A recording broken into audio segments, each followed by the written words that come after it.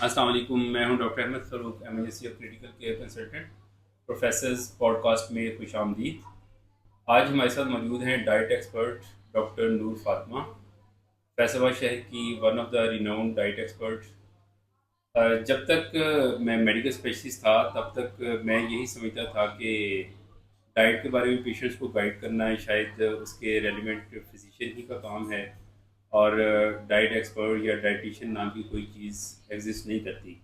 लेकिन जो जो स्पेशलाइजेशन और सुपर स्पेशलाइजेशन का वक्त आता गया, फिर हमें पता चला कि ग़िज़ा के बारे में ईच एंड एवरीथिंग और डिटेल्स बताना ये मेडिकल स्पेशलिस्ट का या रेलिवेंट सर्जन का, नेफ्रोलॉजिस्ट का या रेलिवेंट क्लिनिशियन का काम नहीं है, बल्कि इसके लिए अलग से डॉक्टर्स मौजूद हैं। उन्होंने आपके पेशेंट को प्रॉपर तरीके से गाइड करना है।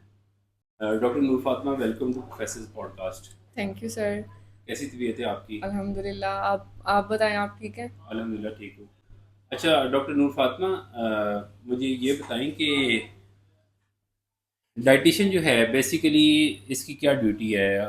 हम जो एज मेडिकल स्पेशलिस्ट या क्लिनिशियन जितने भी हैं, वो अपने पेशेंट को खुद से ही गाइड करते रहते हैं कि आपने ये चीज़ खानी है, ये चीज़ आपने नहीं खानी। तो आपको क्या ख्याल है, अगर एक डाइट एक्सपर्ट क्लिनिकली पेशेंट को असेस करे और उसे उसकी डाइट के बारे में गाइड करे, तो उससे पेशेंट के आउटकम के ऊपर क्या फ़र्क पड़ सकता है?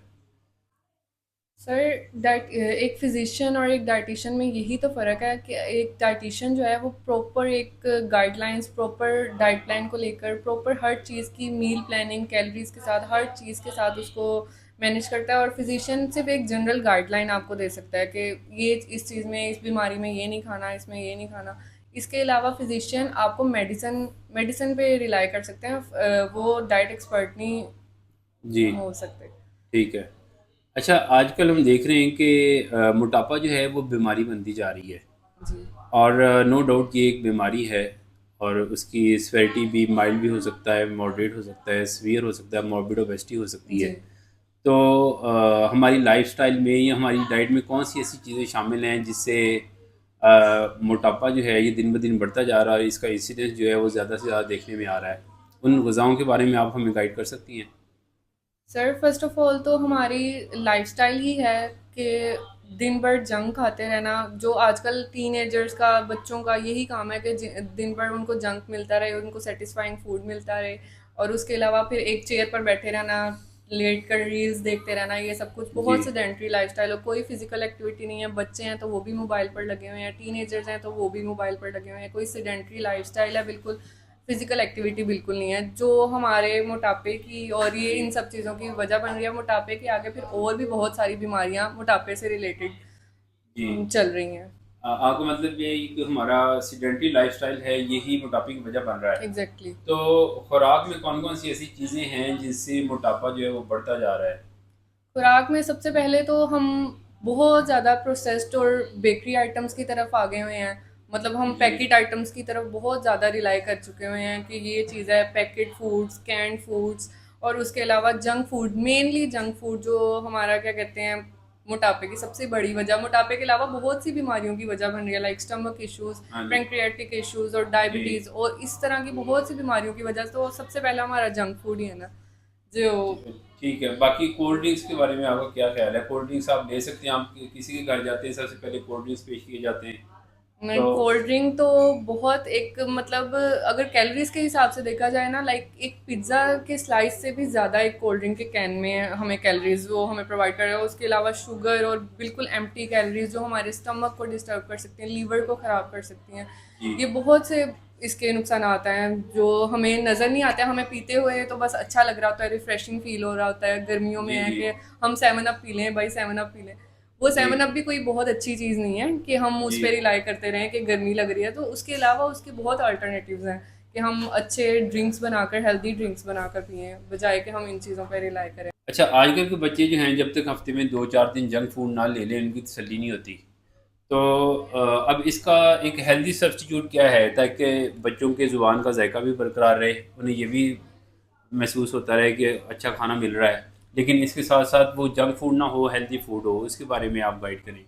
उसके बारे में ये है कि लाइक पास्ता के ऑप्शंस हैं हमारे पास। होल व्हीट पास्ता का ऑप्शन आ जाता है, उसमें हम बहुत सारी वेजिटेबल्स और चिकन ऐड करके एक प्रॉपर उसको मील बनाकर बच्चों को प्रोवाइड कर सकते हैं। एक उनकी एपिटाइट भी फुलफ़िल हो जाएगी कि एक उनकी बाहर की चीज़ की वो क्रेविंग, वो उस चीज़ की क्रेविंग भी फुलफ़िल हो जाएगी कि हमने लाइक एक अच्छी चीज़ खाई है वो जी। चीज़। और उसके अलावा हम हेल्दी ऑप्शंस लाइक स्टेक्स इस तरह की चीज़ों के ऊपर भी आ सकते हैं कि हेल्दी नगेट्स और एयर फ्रायर को यूज़ करें बजाय के डीप फ्राइंग।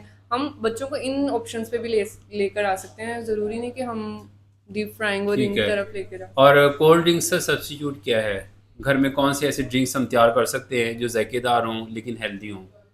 घर में बहुत से ऐसे ड्रिंक्स हैं लाइक अब आजकल गर्मियाँ हैं तो हम फालसे का शरबत सबसे पहले जी। तो।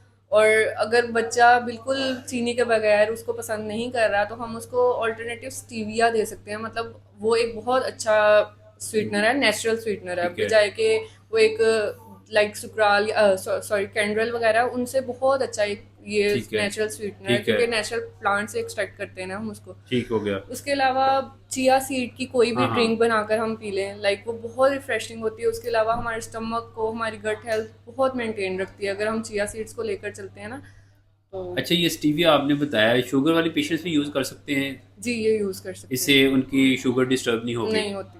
अच्छा, आजकल जो मैदे की तेज़ाबियत के इश्यूज़ भी बहुत ज़्यादा बढ़ते जा रहे हैं। बहुत सारे पेशेंट्स आते हैं जिन्हें गैस्ट्रिक एसिडिटी के इश्यूज़ होते हैं। तो ऐसे पेशेंट्स को आप कौन-सा परहेज़ बताएँगी? ऐसे पेशेंट्स को लाइक हम फर्स्ट ऑफ ऑल तो एसिडिक फूड से मना करते हैं। बहुत ज़्यादा हाई हाई डेयरी फूड से मना करते हैं क्योंकि हम डेयरी जब लेते हैं उसकी वजह से भी हमारे मैदे में ना बहुत तेज़ाबियत होती है। लाइक जो गर्ड आजकल बहुत ज़्यादा हो गया हुआ है जी। टीनेजर्स जी, में और स्पेशली ओल्डर एडल्ट्स में भी ना बहुत ज़्यादा आ गया हुआ है गर्ड ना।